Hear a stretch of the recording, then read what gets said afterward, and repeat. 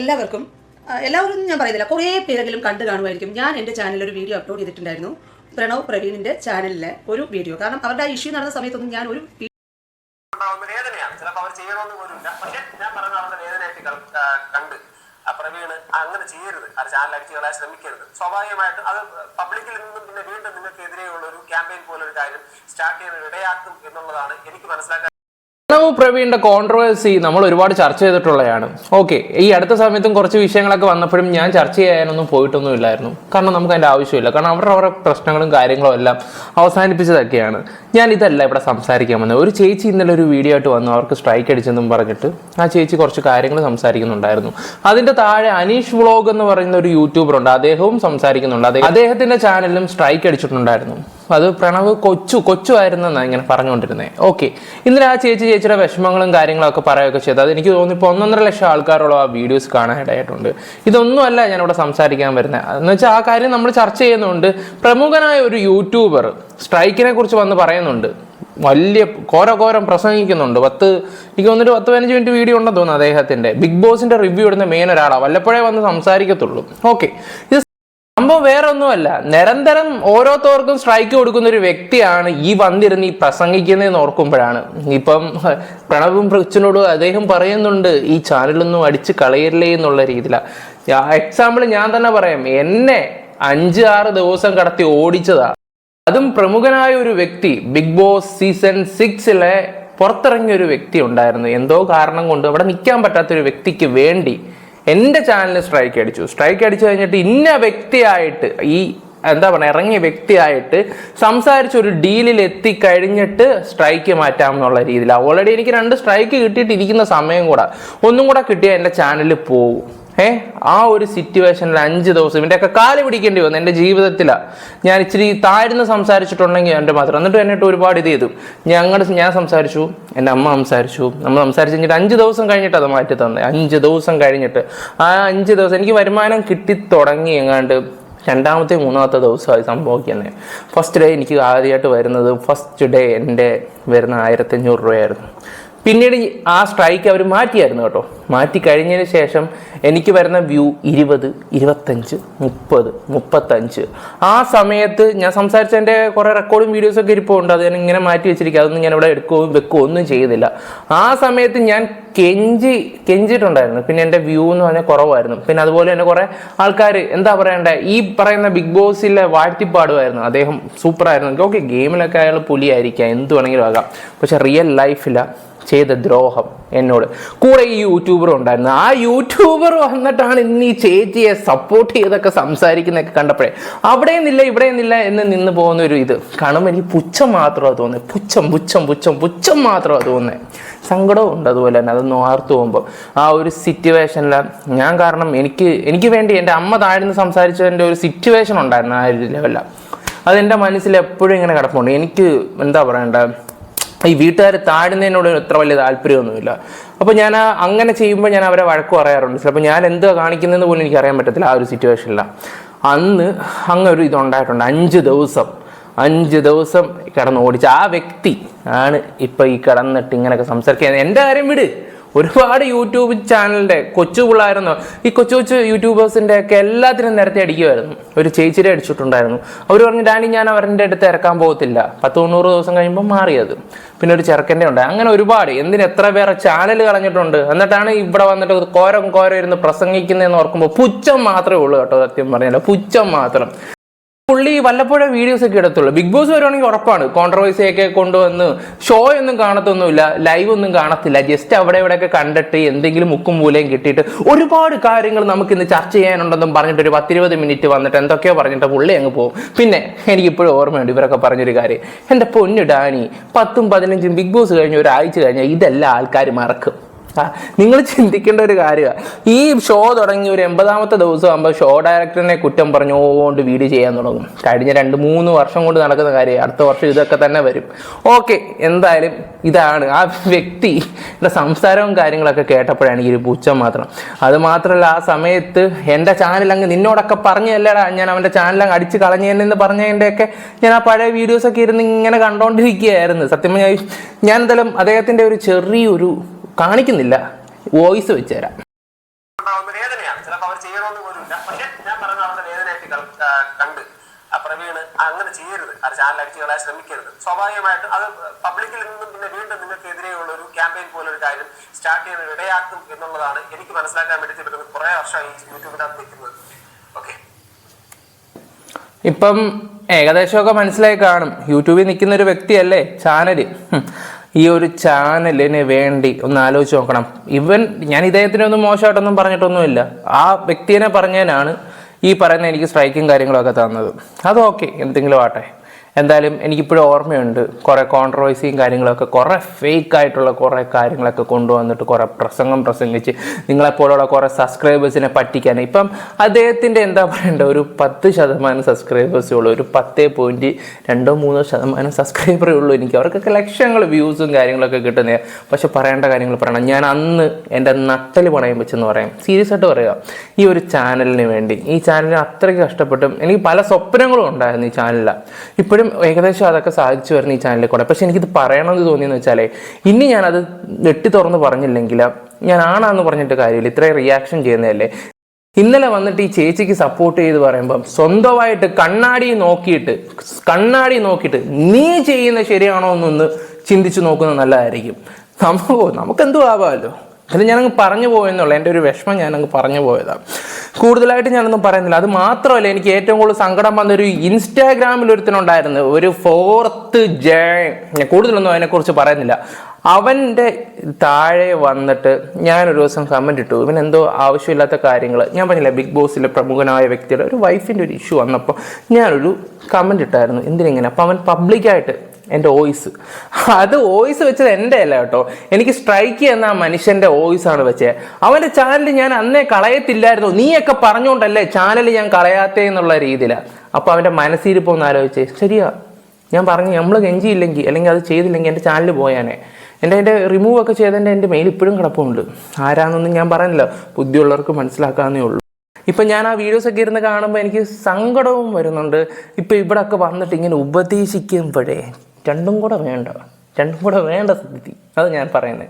Okay guys, അപ്പോൾ നമ്മുടെ intro ഇതാണ്. അപ്പോൾ നമ്മുടെ വീഡിയോയിലോട്ട് പോകുന്നതിന് മുമ്പ് ചാനലൊന്ന് സബ് ലൈക്ക് ചെയ്യാത്തവരൊക്കെ ലൈക്ക് ചെയ്യുക. കാരണം എന്താണെന്നറിയോ, ഇവനൊക്കെ പേടിയാണ്. ഇവനൊക്കെ ഇങ്ങനെ വല്ലപ്പോഴൊക്കെ വന്നിട്ട് എന്തെങ്കിലും വലിയ മുന്തിയ സാധനം ഉണ്ടെങ്കിൽ കുറച്ച് വ്യൂസ് അല്ലെങ്കിൽ കുറച്ച് സബ് കിട്ടുന്ന സാധനത്തെ കയറി പിടിക്കത്തുള്ളൂ. അല്ലാതെ നാട്ടിലെ വിഷയത്തിലോട്ടൊന്നും ഇറങ്ങി സംസാരിക്കാനുള്ള ഗട്ട്സ് ഇല്ല. സീരിയസ് ആയിട്ട് പറഞ്ഞാൽ ഇല്ല. ഇതുപോലെ ബിഗ് ബോസും അതും ഇതുമൊക്കെ വന്ന് മാത്രം സംസാരിക്കാനുള്ള തൊലിക്കട്ടി മാത്രമേ ഉള്ളൂ, അല്ലാതെ ഒരു തൊലിക്കട്ടിയില്ല. ഞാൻ എഴുതി ഒപ്പിട്ട് തരാം. വല്ലാണ്ടി വന്നിട്ട് ഇതുപോലെ മുന്തിയ സാധനത്തിന് വ്യൂ കിട്ടും, അതിനൊക്കെ വന്ന് അടിക്കാനുള്ള കഴിവേ ഉള്ളൂ സത്യം പറഞ്ഞാൽ. ിരുന്ന ഉപദേശം മറക്കത്തില്ല ഇവിടെ ആരും. ആ സമയത്ത് ഞാൻ അനുഭവിച്ച കുറേ കാര്യങ്ങളുണ്ടായിരുന്നു. ഓക്കെ, അതിലൊക്കെ വിട്. എന്നാലും ഞാൻ ആളുടെ പേരോ കാര്യങ്ങളോ ഒന്നും പറയുന്നില്ല. ഞാനൊരു വോയിസ് വെച്ച് വന്നു, മനസ്സിലാക്കേണ്ടവർക്കൊക്കെ മനസ്സിലാക്കാം. എല്ലാവർക്കും ഫെറികോമിൻ്റെ പുതിയൊരു വീഡിയോയിലേക്ക് വീണ്ടും സ്വാഗതം. സത്യം പറഞ്ഞു കഴിഞ്ഞാൽ എൻ്റെ ചാനലിനകത്ത്, എൻ്റെ യൂട്യൂബ് ചാനലിനകത്ത് ഒരു വീഡിയോ എനിക്കിപ്പോൾ ഇന്ന് ഇടാൻ പറ്റുമെന്ന് ഞാൻ വിചാരിച്ചതേ ഇല്ല. ഇന്നെന്ന് മാത്രമല്ല, ഈ ഒരിക്കലും ഇടാൻ പറ്റുമെന്ന് ഞാൻ വിചാരിച്ചിട്ടില്ല. കാരണം അത്രമാത്രം ഒരു വലിയ പണിയാണ് എനിക്ക് പ്രവീൺ പ്രണവ് എന്ന ചാനലിലെ പ്രവീൺ എനിക്കിട്ട് തന്നത്. ഇനി എന്താണ് കാര്യം എന്നുള്ളത് ഞാൻ പറയാം. നിങ്ങൾക്ക് എല്ലാവരും ഞാൻ പറയുന്നില്ല, കുറേ പേരെങ്കിലും കണ്ടു കാണുമായിരിക്കും. ഞാൻ എൻ്റെ ചാനലിൽ ഒരു വീഡിയോ അപ്ലോഡ് ചെയ്തിട്ടുണ്ടായിരുന്നു, പ്രവീണിൻ്റെ ചാനലിലെ ഒരു വീഡിയോ. കാരണം അവരുടെ ഇഷ്യൂ നടന്ന സമയത്തൊന്നും ഞാൻ ഒരു വീഡിയോ ഇട്ടിട്ടില്ല. ഞാൻ എൻ്റെ ചാനലിൽ ഞാൻ പറഞ്ഞിട്ടുണ്ടായിരുന്നു, ഞാൻ ഒരു റിയാക്ഷൻ വീഡിയോ ചെയ്യുന്ന ആളല്ല എന്ന് ഞാൻ ആദ്യമേ പറഞ്ഞിട്ടുണ്ടായിരുന്നു. അതുകൊണ്ട് തന്നെ അവരുടെ ആ ഒരു ഇഷ്യൂ നടന്ന സമയത്തൊന്നും ഞാൻ എൻ്റെ ചാനലിൽ അതിനെക്കുറിച്ചൊന്നും ഞാൻ പറഞ്ഞിട്ടില്ല. ഈ റിയാക്ഷൻ വീഡിയോ ചെയ്യുന്ന ആളല്ല എന്ന് പറയാൻ കാരണം, സത്യം പറഞ്ഞാൽ എൻ്റെ ഒരു കൺസെപ്റ്റിൽ റിയാക്ഷൻ വീഡിയോ ചെയ്യുന്നത് ഭയങ്കര ബുദ്ധിമുട്ടുള്ളൊരു പണിയാണ്, ഏറ്റവും ഭയങ്കര പാടാണ്. മറ്റുള്ള ബ്ലോഗേഴ്സിനെ അപേക്ഷിച്ച് നോക്കുമ്പോൾ റിയാക്ഷൻ വീഡിയോ ചെയ്യുന്ന ആൾക്കാർക്ക് ശരിക്കും നല്ല തലയുള്ള ആൾക്കാർക്ക് അത് ചെയ്യാൻ പറ്റും. തല മീൻസ് അവർക്ക് പല കാര്യങ്ങളെക്കുറിച്ചും ഒരുപാട് അറിവുണ്ടായിരിക്കണം. നമ്മൾ അപ്ഡേറ്റ് ആയിട്ട് നടക്കുന്ന ആ ഓരോ സംഭവങ്ങളാണല്ലോ എടുത്ത് റിയാക്ട് ചെയ്യുന്നത്. അതിനെക്കുറിച്ചൊക്കെ നല്ല അറിവുണ്ടായിരിക്കണം. അതിൻ്റെ നെഗറ്റീവ് പോസിറ്റീവ് നന്നായിട്ട് പഠിക്കണം. മറ്റുള്ള ആൾക്കാർ എന്ത് പറയുന്നു എന്നുള്ളതൊക്കെ മനസ്സിലാക്കണം. പിന്നെ അവരുടേതായ ന്യായത്തിൽ, അവരുടേതായ കാഴ്ചപ്പാടിൽ അവരത് പ്രസൻറ്റ് ചെയ്യണം. ഇത് ഇത്രയും ശരിയായാൽ മാത്രമേ ഒരു റിയാക്ഷൻ വീഡിയോ ചാനൽ വിജയിക്കത്തുള്ളൂ. അങ്ങനെയുള്ള ഒരുപാട് ചാനലുകൾ നമുക്കറിയാവുന്നതാണ്. എന്നെ കൊണ്ട് അതൊന്നും പറ്റത്തില്ല. എനിക്ക് അതിനുള്ള തലയില്ലാത്തതുകൊണ്ടാണ് ഞാൻ റിയാക്ഷൻ വീഡിയോ ചെയ്യുന്ന ആളല്ല എന്ന് ഞാൻ പറയാൻ കാരണം. പക്ഷേ എനിക്ക് ആ പ്രവീൺ പ്രണവിൻ്റെ അവരുടെ ചാനലിലെ, പക്ഷേ ഞാൻ പറഞ്ഞല്ലോ, എനിക്ക് അവരുടെ ആ ഒരു ഫാമിലിയെ ഒരുപാട് ഇഷ്ടപ്പെട്ടവരിൽ ഒരാളാണ് ഞാനും. അവരുടെ ആ ചാനലിൽ അവരിട്ട ഒരു വീഡിയോയിൽ ഈ പ്രവീണും മൃദുലയും കൂടെ ഇരുന്ന് നമ്മൾ കമൻറ്റ് ഇട്ട ആൾക്കാരെ കുറ്റം പറയുന്ന ഒരു സെൻറ്റൻസ് ഉണ്ടായിരുന്നു. ഞാനിപ്പോൾ ഇതിൽ ചേർക്കുന്നില്ല, കാരണം എൻ്റെ ആ വീഡിയോ, ഞാൻ നേരത്തെ ഇട്ടിരുന്ന ആ വീഡിയോയ്ക്കകത്ത് ആ ഒരു ക്ലിപ്പ് ഇട്ടിട്ടുണ്ടായിരുന്നു. ആ ക്ലിപ്പാണ് എനിക്ക് കോപ്പിറൈറ്റ് ക്ലെയിം കൊടുത്ത് പ്രവീൺ എൻ്റെ ചാനൽ എന്താ പറയുക, ടെർമിനേറ്റ് ഇന്നലെ രാവിലെ എണീറ്റപ്പോൾ എൻ്റെ ചാനൽ യൂട്യൂബിൽ നിന്നുള്ള മെസ്സേജ് കിടക്കുന്നത് പ്രവീൺ പ്രണവ് എന്ന ചാനലിൽ നിന്ന് കംപ്ലൈൻറ്റ് രജിസ്റ്റർ ചെയ്തു, ഈ ഒരു ഇതെടുത്തു എന്നുള്ളതാണ് അവർ നമുക്കെതിരെ കൊടുത്തിരുന്ന ഒരു കംപ്ലൈൻറ്റ്. അതായത് ആ ഒരു പിക്ക് എടുത്തിട്ട് ഞാൻ ഉപയോഗിച്ചു എന്നുള്ളത്. അങ്ങനെ എൻ്റെ ചാനൽ 7 ദിവസത്തിനകം ടെർമിനേറ്റ് ആയി പോകും എന്ന് പറഞ്ഞിട്ടൊരു മെസ്സേജ് കടന്നു. പോരെങ്കിൽ നമുക്ക് ഒരു വീഡിയോയും ഇന്നലെ മുതൽ അപ്ലോഡ് ചെയ്യാൻ പറ്റില്ലായിരുന്നു. ഇന്നലെ ഞങ്ങൾ സത്യം പറഞ്ഞു കഴിഞ്ഞാൽ ഇന്നലെയൊക്കെ എൻ്റെ വീട്ടിൽ ഒരു മരണ വീഡിയോയിലായിരുന്നു കേട്ടോ. അത് എന്താ പറഞ്ഞാൽ ചിലപ്പോൾ നിങ്ങൾക്ക് മനസ്സിലാവുമായിരിക്കും. ചേച്ചിയുടെ ബുദ്ധിമുട്ട് എനിക്ക് മനസ്സിലാവുന്നുണ്ട്. കാരണം ഞാൻ ആ ഒരു സിറ്റുവേഷനിലൂടെ ഓടിപ്പോയ ഒരു വ്യക്തിയാണ്. ഉള്ളത് തുറന്നു പറയാമല്ലോ. കാരണം അതുപോലെ അനുഭവിച്ചിട്ടുള്ളതാണ്. പലതിൻ്റെയൊക്കെ കാല് പിടിക്കാൻ പോകേണ്ട അവസ്ഥ വരെ വന്നിട്ടുണ്ട്. കാരണം എന്ന് വെച്ചാൽ ഓൾറെഡി എനിക്ക് 2 സ്ട്രൈക്ക് കിടപ്പുണ്ടായിരുന്നു. അതിൻ്റെ ഇടയ്ക്ക് ഒരെണ്ണം കൂടെ ആയപ്പോഴത്തേക്ക് 7 ദിവസത്തിനുള്ളിൽ ചാനൽ പോകുമായിരുന്നു. ആ ഒരു സിറ്റുവേഷൻ വന്നപ്പം എനിക്ക് എന്താ പറയണ്ടേ, ഞാൻ അതിൽ നിന്ന് ഒരുപാട് സ്വപ്നങ്ങളും കാര്യങ്ങളൊക്കെ കണ്ടാണ്. അതിൻ്റെ വരുമാനം കിട്ടിയതിൻ്റെ 3ാമത്തെ ദിവസം ഒന്ന് ആലോചിച്ച് നോക്കി. അത് കഴിഞ്ഞിട്ട് പിന്നെ സംസാരിച്ച്, ഞാൻ ആദ്യമായിട്ട് അതേ സംസാരിച്ച് ജന്മം ചെയ്ത സമ്മതിക്കത്തില്ല. പിന്നെ എൻ്റെ സൗണ്ട് കേട്ട എൻ്റെ അമ്മ വന്ന് സംസാരിച്ചു. എൻ്റെ പൊന്നോ, അത് എനിക്കിപ്പോഴും ഓർമ്മയുണ്ട്. ആ ഒരു കാര്യങ്ങളൊക്കെ ആലോചിക്കുമ്പോൾ ചിലപ്പോൾ പെരുത്ത് കയറി വരും. അത് വേറെ കാര്യം. പിന്നെ എന്നെ കണ്ട് അങ്ങ് ഉണ്ടാക്കി കളയാം, അല്ലെങ്കിൽ നിന്നെ അങ്ങ് തീർത്ത് കളയും എന്നൊക്കെ പറഞ്ഞ് വരുവാണെങ്കിൽ ആളും തരമൊക്കെ നോക്കി തന്നെ വേണം. കാരണം ഇത് വേറെയാണ് ആള്, അത് വേറെ കാര്യം. കാരണം ഇവിടെ കാണുന്ന പോലൊന്നും അല്ല ഞാൻ, അത് വേറെ കാര്യം. ഞാൻ ഭീഷണിപ്പെടുത്തുമൊന്നുമല്ല, പറഞ്ഞാണ്. കാരണം എല്ലാവരും അങ്ങ് ചെന്നങ്ങ് ഇത് ചെയ്യുന്ന ഒരു ടൈപ്പാണെന്നൊക്കെ ചില ആൾക്കാരൊക്കെ പറഞ്ഞു കേട്ടോണ്ട് ഞാൻ പറഞ്ഞതാണ്. കാരണം എനിക്ക് പെട്ടെന്ന് അങ്ങ് തരിച്ച് കയറുന്നുണ്ട്, സീരിയസ് ആയിട്ട് പറഞ്ഞാൽ. ആ കാര്യങ്ങളൊക്കെ ആലോചിക്കുമ്പോൾ ഓക്കെ, എന്തായാലും നമുക്ക് അതിലോട്ടൊന്നും പോകണ്ട ചേച്ചി. അതെനിക്ക് നിങ്ങളുടെ ബുദ്ധിമുട്ടും കാര്യങ്ങളൊക്കെ മനസ്സിലാവുന്നുണ്ട്. അത് സോഷ്യൽ മീഡിയയിൽ ഈ വിഷയങ്ങൾ കൊണ്ടിട്ടത് അവർ തന്നെയാണ്. ചേട്ടനും അനിയനും ഈ പറയുന്ന പെണ്ണും കാര്യങ്ങളൊക്കെയാണ്. അത് പിന്നെ അതെല്ലാവരും എടുത്ത് റിയാക്ട് ചെയ്തിട്ടുള്ളതാണ്. നിങ്ങൾ ആ സമയത്ത് റിയാക്ട് ചെയ്തിട്ടൊന്നും ഇല്ലായിരുന്നല്ലോ. നിങ്ങളൊന്നും ചെയ്തിട്ടില്ലായിരുന്നു, അവരോടൊന്നും പറഞ്ഞിട്ടില്ല. പിന്നെ നിങ്ങൾ വേറൊരു വീഡിയോ ചെയ്തപ്പോൾ 10,000-40,000 പേര് കണ്ടതിന് ശേഷമാണ് അത് അവർ ചെയ്തത്. കാരണം ഇപ്പോൾ അവർക്കൊരു നല്ല ഇമേജും കാര്യങ്ങളും വന്നുകൊണ്ടിരിക്കുകയാണ്. അത് നെഗറ്റീവ് പറയുമ്പോൾ അത് അവരെ ബാധിക്കും എന്ന് കരുതിയിട്ടായിരിക്കാം ചിലപ്പോൾ അവരത് ചെയ്തേക്കുന്നത്. ഓക്കെ, അവർക്കിപ്പോൾ ഒരാളുടെ ചാനൽ പോയെന്നും പറഞ്ഞിട്ട് ഒന്നുമില്ല. കാരണം ചില ആൾക്കാരങ്ങനെ വന്ന വഴി മറന്നുപോകും. ചില ആൾക്കാർ ഒന്നുമില്ല. ഞാൻ ഒരു കാര്യം കൂടെ പറയാം. ഒന്നുമില്ലാതെ കിടക്കുന്ന ഒരാളെ നമ്മൾ കരകയറ്റിക്കൊണ്ടുവരുമ്പോഴും നമ്മൾ അവരെ നല്ല രീതിയിൽ കെയർ ചെയ്യുമ്പോഴാണെങ്കിൽ പോലും അവരാണെങ്കിൽ പോലും ചില ആൾക്കാർ, ഞാനിപ്പോൾ എൻ്റെ ഒരു അനുഭവം വെച്ച് പറയാം, ഒരു 70-80-90% ആൾക്കാരാണെങ്കിൽ ഇപ്പോൾ അഹങ്കരിച്ചു പോകും. സീരിയസ് ആയിട്ട് പറയുക.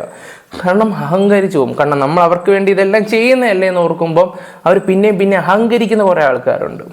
അതുകൊണ്ട് ഞാൻ ഇപ്പോൾ പഠിച്ച പാഠം എന്താണെന്ന് വെച്ചാൽ, നമ്മൾ നമ്മുടെ കാര്യം നോക്കി പോയാൽ തീരാവുന്ന പ്രശ്നങ്ങളേ ഉള്ളൂ പല കാര്യങ്ങളും.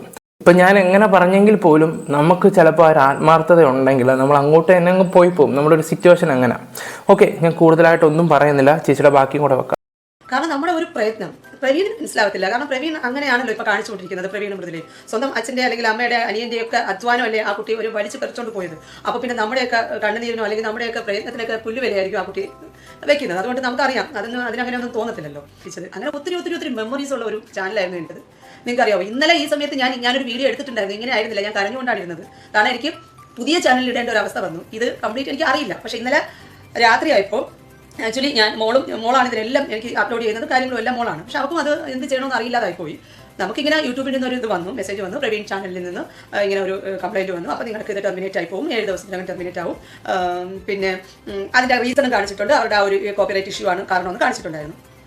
അത് കഴിഞ്ഞിട്ട് ഞങ്ങൾ എന്ത് ചെയ്തു വെച്ചാൽ, ഞാൻ മോൻ വന്നു. മോന് കുറച്ചും കൂടെ കാര്യങ്ങൾ അറിയാൻ പറ്റും. അവൻ കുറച്ചും കൂടെ ഇതിനെക്കുറിച്ച് ഡീറ്റെയിൽ ആയിട്ട് എടുത്ത് നോക്കിയപ്പോഴാണ് അമ്മ എന്നോട് ചോദിച്ചു, അമ്മ ഒരു കാര്യം ചെയ്യാം നമുക്ക്. കാരണം നമ്മുടെ ഒരു ചാനൽ പോകുക എന്ന് പറഞ്ഞു കഴിഞ്ഞാൽ നമുക്കത് സഹിക്കാൻ പറ്റുന്ന കാര്യമല്ല. നമ്മുടെ ഇത്രയും നാളത്തെ ഒരു എഫേർട്ട് മുഴുവനും അങ്ങ് പോവുകയാണ്. നമുക്ക് മെമ്മറീസിന് വേണ്ടിയിട്ടിരുന്നല്ലേ. അപ്പോൾ അവൻ പറഞ്ഞു, എന്നാൽ നമുക്ക് അവർക്കൊരു റിക്വസ്റ്റ് കൊടുക്കാം, നമ്മൾ അത് പ്രൈവറ്റ് ആക്കി ഇട്ടോളാം, ആ ചാനലിൽ നമുക്ക് ഒന്ന് റിക്വസ്റ്റ് കൊടുക്കണം. കാരണം ഒരാളുടെ കാല് പിടിക്കുന്നത് പോലെ ആണ്. എന്നാലും ഞാൻ വിചാരിച്ചു സാരില്ല. കാരണം ആ കുട്ടിക്ക് നമ്മളുടെ ഈ ഒരു ഞാനിട്ട വീഡിയോ അത്രയും ബുദ്ധിമുട്ടായിരുന്നു. എനിക്ക് അങ്ങനെയാണ് തോന്നിയത്. കാരണം നിങ്ങൾക്കറിയാലോ, ഈ ഒരു ഇഷ്യൂ എന്ന് പറയുന്നത് എല്ലാ ചാനലുകളും എടുത്ത് അമ്മാനമാടിയ ഒരു ഇഷ്യൂ ആണ് ഇവരുടെ വീട്ടിലെ ഒരു സബ്ജക്റ്റ് എന്ന് പറയുന്നത്. പിന്നെ ഞാനിട്ട ഒരു വീഡിയോയ്ക്ക് എന്തായി പ്രശ്നം?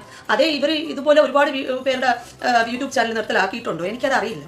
പിന്നെ ഇതിനേക്കാൾ ഒരു ട്വിസ്റ്റ് എന്ന് പറഞ്ഞു കഴിഞ്ഞാൽ, എനിക്ക് വന്ന കംപ്ലൈൻറ്റിൽ മെയിൽ ID എന്ന് പറയുന്നത് പ്രണവ് കൊച്ചുവിൻ്റെതാണ്. അതെനിക്ക് അങ്ങനെ അറിയത്തില്ല.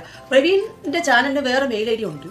പക്ഷേ എനിക്ക് വന്ന കംപ്ലൈൻറ്റ് പ്രണവ് കൊച്ചുവിൻ്റെ പേരിലാണ്. ആദ്യം എനിക്ക് കൺഫ്യൂഷൻ ആയിപ്പോയി, പ്രണവ് കൊച്ചുവാണോ എനിക്ക് വേണ്ടിയിട്ട് അങ്ങനെ ചെയ്തത്, ആരാ ചെയ്തതെന്നൊന്നും എനിക്ക് പിടികിട്ടില്ല. പിന്നെ ഞങ്ങൾ ഇതിനെക്കുറിച്ച് അനലൈസ് ചെയ്ത് നോക്കിയപ്പോൾ പ്രണവ് കൊച്ചുവിൻ്റെ മെയിൻ അതെടുത്ത് നോക്കിയപ്പോൾ അതിനകത്ത് അവരുടെ ID എന്ന് പറയുന്നത് നമ്പറുകളിലുള്ള വ്യത്യാസം ഉണ്ടല്ലോ. എനിക്കിവിടെ കാണിക്കാൻ പറ്റില്ല അതൊന്നും. കാരണം അതൊക്കെ യൂട്യൂബ് ചാനലിൻ്റെ ഒരു നിയമത്തിനെതിരാണ്, നമ്മുടെ അവിടെ പ്രൈവസി ആണല്ലോ. സോ പക്ഷേ എനിക്ക് വന്നേക്കുന്ന ID പ്രവീണിൻ്റെ ആ വീഡിയോ ആണ് എനിക്ക് കംപ്ലൈൻ്റ് ആയിട്ട് വന്നേക്കുന്നത്. പക്ഷേ വന്നേക്കുന്ന ID പ്രണവ് കൊച്ചുവിൻ്റെതുമാണ്. പ്രണവ് കൊച്ചുവിൻ്റെ ID യിലാണ് എനിക്ക് കംപ്ലൈൻറ്റ് അവർ രജിസ്റ്റർ ചെയ്തിരുന്നത്. അതെന്ത് ഓക്കെ, അപ്പം ചേച്ചിക്ക് ഡൗട്ട്, ഞാൻ അറിഞ്ഞിരിക്കുന്ന മിക്ക യൂട്യൂബേഴ്സിനും ഈ പ്രണവ് കൊച്ചുവിൻ്റെ അക്കൗണ്ടിൽ കൂടാണ് സ്ട്രൈക്ക് പോയിട്ടുള്ളതെന്നാണ് ഞാൻ അറിയാൻ കഴിഞ്ഞിട്ടുള്ളത്. ആ ഒരു വിഷയം നടക്കുന്ന സമയത്തും ഇതുപോലെ അനീഷ് വ്ളോഗിനൊരു സ്ട്രൈക്ക് പോയിട്ടുണ്ടായിരുന്നു, അതിങ്ങനെ അറിയാൻ കഴിഞ്ഞിട്ടുണ്ടായിരുന്നു. ഓക്കെ, അതെന്തെങ്കിലും ആയിക്കോട്ടെ. എന്തായാലും അത് എനിക്ക് തോന്നുന്നത് കൊച്ചു ആവാനാണ് കൂടുതലും ചാൻസ്. ചാനൽ പോകുമ്പോൾ അതൊരു മരണ വീട് തന്നെയാണ് സത്യം പറഞ്ഞാൽ. ആ 5 ദിവസം എന്നെ ഇട്ട് ഓടിച്ച് എനിക്കിപ്പോഴും ഓർമ്മയുണ്ട്. ഞാൻ ആ ടെൻഷൻ അടിച്ച് നിൽക്കുന്ന സമയത്താണെങ്കിലും ഞാൻ മാറ്റാം എന്നിട്ട് ഓരോ ദിവസം ഓരോ വീഡിയോ ഇട്ടു. നീ അങ്ങനെ പറഞ്ഞില്ലേ, നീ ഇവനെക്കുറിച്ച് ഇങ്ങനെ പറഞ്ഞില്ലേ, നീ അയാളെക്കുറിച്ച് ഇങ്ങനെ പോയി കമന്റ് ഇട്ടില്ലേ, നീ എന്തിനാണ് ഇങ്ങനെ പോയിടുന്നത്? ഇതും പറയുന്ന വല്ലവനും വേണ്ടിയാണ് പറയുന്നത്. എൻ്റെ അനുഭവമാണ് ഞാനീ പറയുന്നത്. എന്തെങ്കിലും ആട്ടെ, ഞാൻ അന്ന് ഇറങ്ങി തിരിച്ച കാര്യത്തിൽ ആ ചേച്ചിക്ക് നീതിയും കാര്യങ്ങളൊക്കെ കിട്ടിയെന്ന് പറയുന്നു. അവരെന്തായാലും കാര്യങ്ങളൊക്കെ സെറ്റായിട്ട് പോകുന്നുണ്ടെന്നൊക്കെ ഇങ്ങനെ പറയുന്നുണ്ട്. ഒരുപാട് സന്തോഷവും കാര്യങ്ങളും ഒക്കെ. ഓക്കെ, ബാക്കിയും കൂടെ നമുക്ക് പറയാം. കൊണ്ട് പ്രവീണിന്റെ ഐഡിയിൽ അവർ കംപ്ലൈന്റ് രജിസ്റ്റർ ചെയ്തില്ല. ഇത് പ്രണവിന് അറിയത്തില്ലേ? കൊച്ചു പ്രണവിന്റെ പേരിൽ ഇവരൊരു ഇത് രജിസ്റ്റർ ചെയ്യും. ഇത് ഇങ്ങനെയുള്ള കാര്യങ്ങൾക്ക് അവർ അത് ഉപയോഗിക്കുന്നുണ്ടോ എന്ന് എനിക്കറിയില്ല. കാരണം ഞാനൊരു വീഡിയോ ചെയ്തു എന്ന് പറഞ്ഞു കഴിഞ്ഞാൽ അതിനകത്ത് വേറെ യാതൊന്നും തരത്തിലും ഞാൻ ചെയ്തിട്ടില്ല.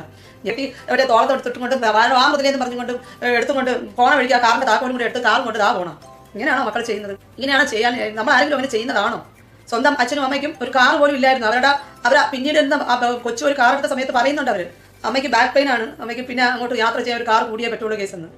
ഒന്ന് ആലോചിച്ച് നോക്കി, 2 മക്കൾ എൻ്റെ ഒരു ഡിഫറെൻറ്റ് ക്യാരക്ടർ നോക്കിയോ? എത്രയല്ലേ ഒരു അമ്മയുടെ വയറ്റിൽ പെടുന്ന 2 മക്കളാണ്. എന്തുമാത്രം ഡിഫറെൻറ്റ് ക്യാരക്ടർ. അതിനകത്ത് കൊച്ചു പറയുന്ന ചില വാക്കുകളുണ്ട്. 2024 അനാലിസിസിൽ പറയുന്ന 2 വാക്കുകളുണ്ട്. ഇവർ പറഞ്ഞ വാക്കുകളുണ്ട്. 2024 ഞങ്ങൾക്ക് എന്താണ് എന്ന് ചോദിച്ചപ്പോൾ പറഞ്ഞതാണ്, ഞങ്ങൾക്ക് വീടായി, ഞങ്ങൾക്ക് കുഞ്ഞായി, പിന്നെ എന്തൊക്കെയായി മൃദുല, എന്തൊക്കെയോ ആയി. അല്ലാതെ ഒരു വാക്ക് ആ കുട്ടിക്ക് പറയാമായിരുന്നല്ലോ. ഞങ്ങൾക്ക് നഷ്ടങ്ങളും ഉണ്ടായിരുന്നു, പറയാമായിരുന്നിരുന്നു. ഞങ്ങൾക്ക് 2024 ഒരുപാട് ലാഭം ഉണ്ടാക്കി, പക്ഷേ നഷ്ടങ്ങളും ഉണ്ടാക്കി എന്ന് ഒരു വാക്ക് പ്രവീണിന്റെ വായിൽ നിന്ന് വീണില്ലല്ലോ. അതാണ് പ്രവീൺ. ഇപ്പം എനിക്ക് മനസ്സിലായി, എന്നെ ബാധിച്ചപ്പോൾ എനിക്ക് മനസ്സിലായി. ഞാൻ ഇത്രയൊന്നും പറയണമെന്ന് വിചാരിച്ചതല്ല. നേരത്തെ ഇട്ട വീഡിയോസിനകത്ത് ഇത്രയൊന്നും ഞാൻ അധികം പറഞ്ഞിട്ടും ഉണ്ടായിരുന്നില്ല. ഞാൻ എന്തായാലും ആ വീഡിയോ എനിക്ക് ഇടാൻ പറ്റുമോ, ഈ ചാനൽ അല്ലെങ്കിൽ മറ്റേ ചാനൽ, ഒരു പുതിയ ചാനൽ തുടങ്ങി അതിലെങ്കിലും ഞാൻ ഇടും.